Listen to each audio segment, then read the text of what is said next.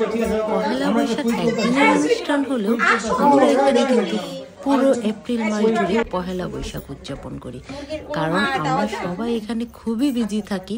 So সব সময় আমাদের টাইম মাফিক অনুষ্ঠানগুলি করতে পারি না, তাই আমরা যখন সুযোগ পাই তখনই আমাদের প্রোগ্রামের আয়োজন করি এবং এনজয় করি সেই প্রোগ্রামগুলি।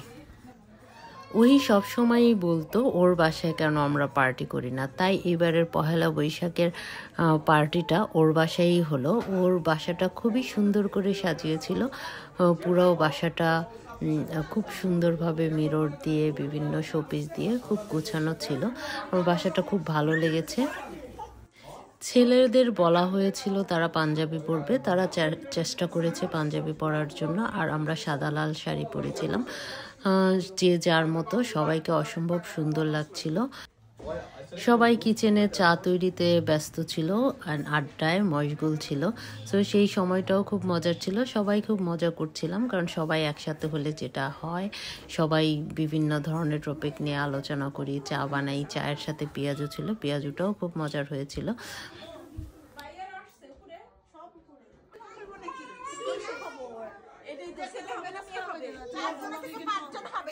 এই তো আমাদের চা তৈরি হয়ে গেল, সবাইকে চা দিতেছিলাম। চায়ের সাথে আমরা পেঁয়াজু খেয়েছি, বিস্কিট খেয়েছি, খুব মজার ছিল চাটা। চাটা সত্যিই অসাধারণ হয়েছিল, জেসমিন ভাবি চাটা মূলত বানিয়েছিল।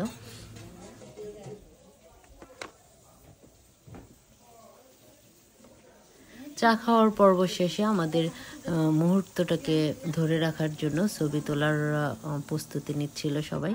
সেটাখানেও আমরা অনেক ফান করতেছিলাম, যে ছবি আসলে কে কীভাবে বসবে, কি করবে, দাঁড়াবে না বসবে, সে খুব কনফিউজড ছিল। সবাইকে খুব কিউট লাগতেছিল। এটাই হচ্ছে কথা, এই স্মৃতিটা আসলে সবার অ্যালবামেই থাকা উচিত, যে যতটা প্রোগ্রাম করি কয়েকটা ছবি তুললে মনে হয় যে না, এই ছবিটাই থেকে যায়, আনন্দগুলি তো থাকেই।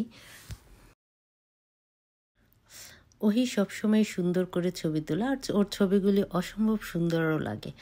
সো এই আমাদের ছোট বোন ওহি, মাশাআল্লাহ ওর ছবিগুলি অনেক সুন্দর হয়।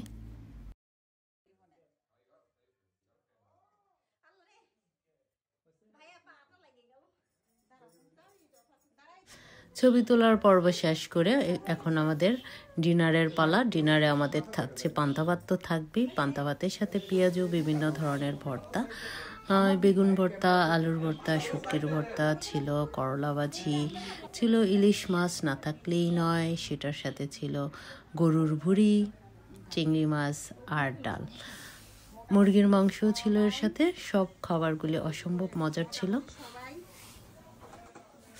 এত খাবার রেখে আর বসে থাকা যায় না, তাই আমি একটা প্লেটে আমার খাবারটা নিয়ে নিলাম। খাওয়া দাওয়া শেষ করে আবার আড্ডা অ্যান্ড দেন তারপরে বাড়ি ফেরার পালা। সো বাসায় চলে আসলাম। আল্লাহ হাফেজ।